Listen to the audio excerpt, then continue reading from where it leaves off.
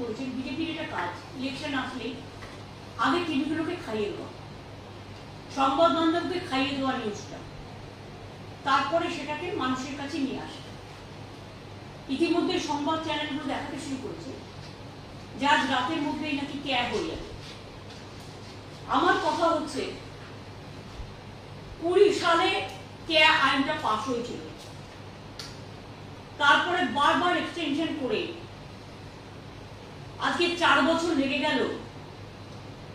নির্বাচনের সময় 2 দিন মাত্র বাকি, নির্বাচনে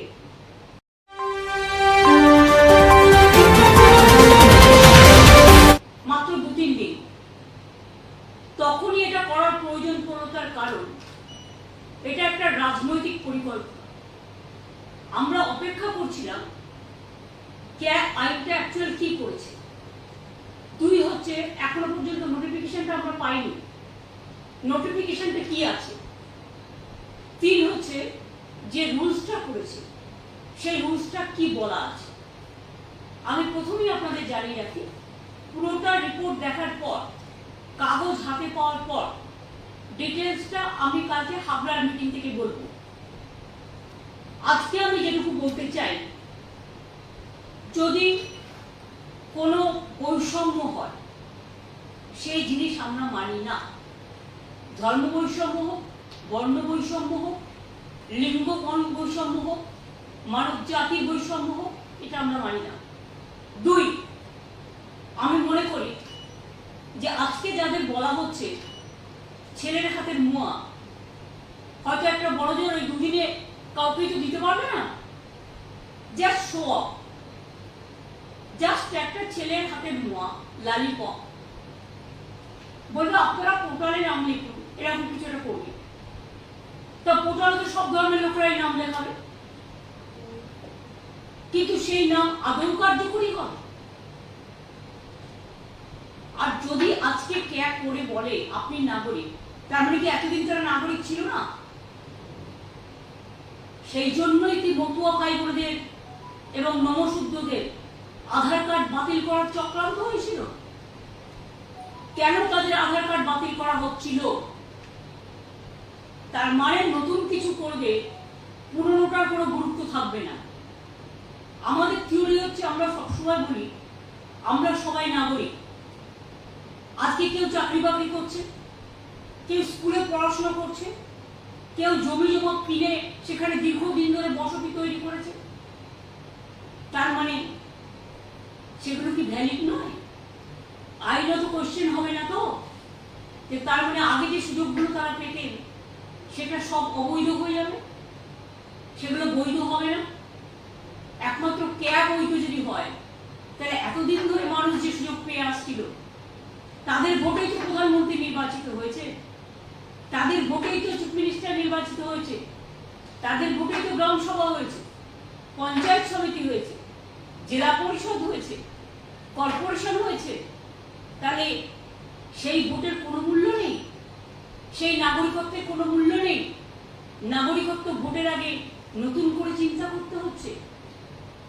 এবং আমি ডিটেলসটা দেখার পরে কালকে নিশ্চয়ই আপনাদের কাছে বলবো, কিন্তু আমার মনে হচ্ছে যে যদি ক্যা দেখিয়ে এনআরসি নিয়ে এসে কারো যারা এখানকার নাগরিক তাদের নাগরিকত্ব ক্যান্সেল করা হয়, তাহলে কিন্তু আমরা কেউ চুপ থাকবো না, আমরা স্ট্রংলি এটা প্রতিবাদ করব।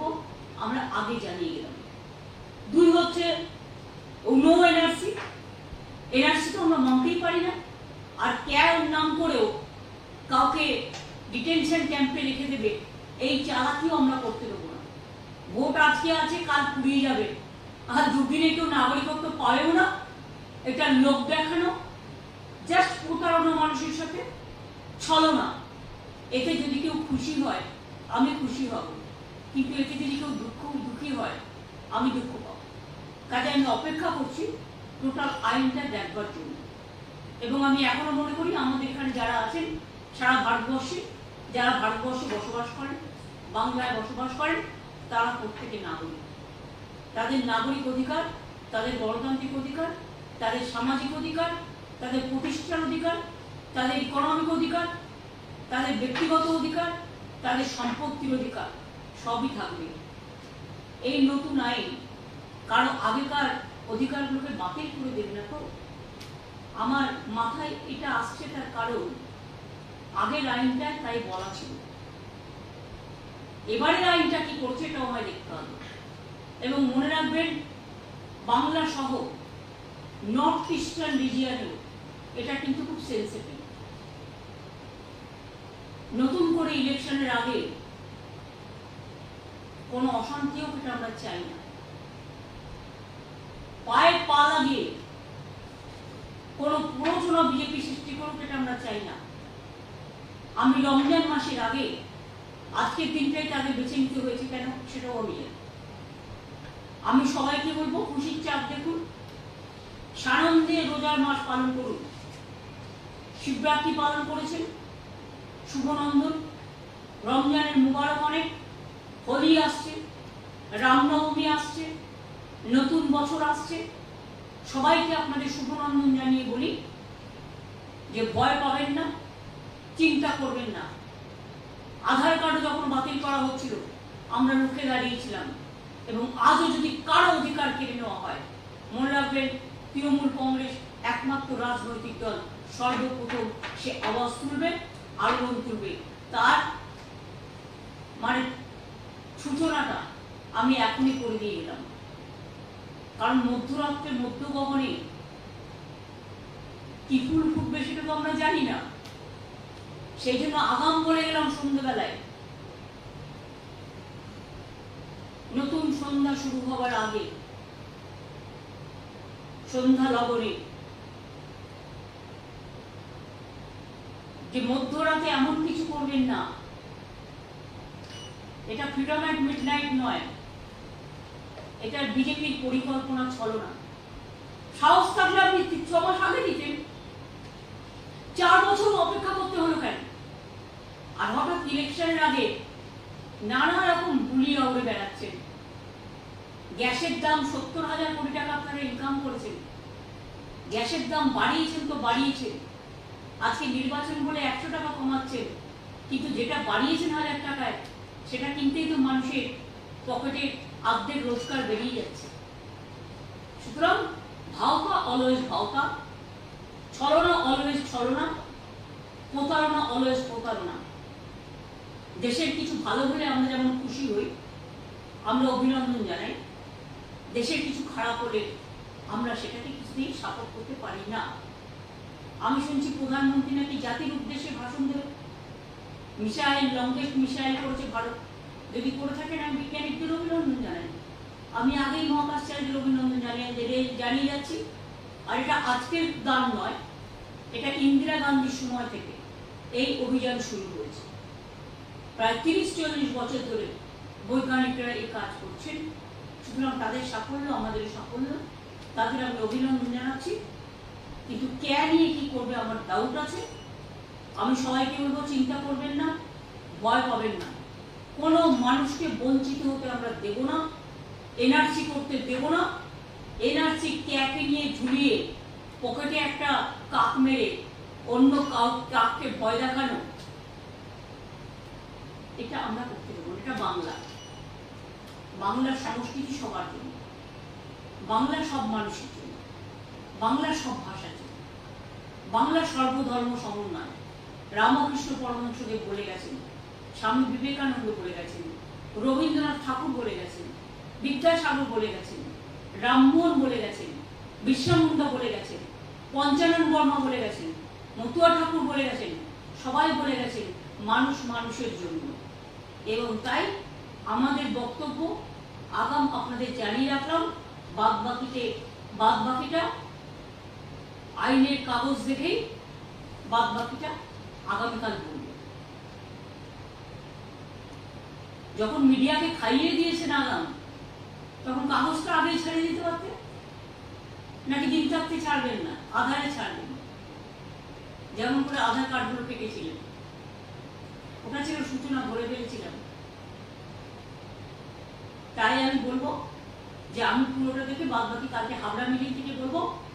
কিন্তু বৈষম্য হলে, এনআরসি নিয়ে কাউকে বিতাড়িত করার চেষ্টা করা হলে মানুষের কোনো অধিকার কেড়ে নেওয়া হলে যারা এতদিন ধরে যে অধিকারগুলো পাচ্ছে, তৃণমূল কংগ্রেস কিন্তু মুখ বুঝে থাকবে না, প্রতিবাদ করবে, এটাই বলে। অনেক অনেক ধন্যবাদ আপনাদের সকলকে। বাদ বাকিটা আমি তো আবার হাবড়ায় যাচ্ছি, ওখান থেকে আমি আবার বাগডোগরা যাব, কাজেই পরশু দিন আমি আবার ফিরে আসবো, তখন দেখা হবে।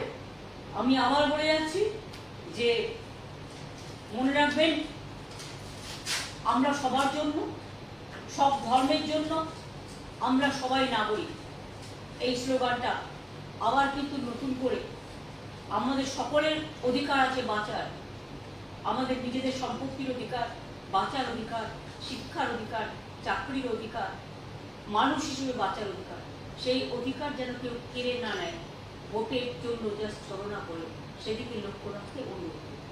আপনারা ওয়াচ করুন, আমাকে অনেক প্রেস মেসেজ পাঠাচ্ছিল আমার ওপিনিয়ন কি জানবার জন্য, তাই বাড়ি যাবার আগে আমি আপনাদের প্রাথমিক প্রতিক্রিয়াটা জানালাম, কিন্তু আইনটা দেখার পরে আমি আমার ফাইনাল প্রতিক্রিয়া জানালাম। दीदी एक सवाल था, क्या राज्य में आप इम्प्लीमेंट होने देंगे सीए, क्योंकि इससे पहले भी आपने कहा है कि एनआरसी बंगाल में लागू बोल दिया, पहले मेरे को रूल्स देखने दीजिए। I am just watching the notification, अभी नोटिफिकेशन नहीं निकाला, रूल्स नहीं निकाला। रूल्स नोटिफिकेशन में अगर हम देखेंगे कि ये डिप्राइव कर रहा है लोगों का अधिकार को, तो हम उसको खिलाफ में लड़ेंगे। हम पहले हमको देखने दीजिए, आई एम वॉचिंग। हम जब रूल्स निकालेंगे हम उसको स्टडी करके जो बताना है कल बताएंगे, लेकिन मैं आज बोल दिया कि एक बीजेपी का इलेक्शन पब्लिसिटी है, नथिंग इज दिस। तो 2020 साल में एक कानून पास हुआ था, उसका बाद 4 साल बीत गया, लेकिन अभी चुनाव जब आते हैं एक कुछ गाप गप करते हैं, ये भी एक गाप गप्पो है, लेकिन असली पौधा किसी को नहीं मिलेगा। अन्ना,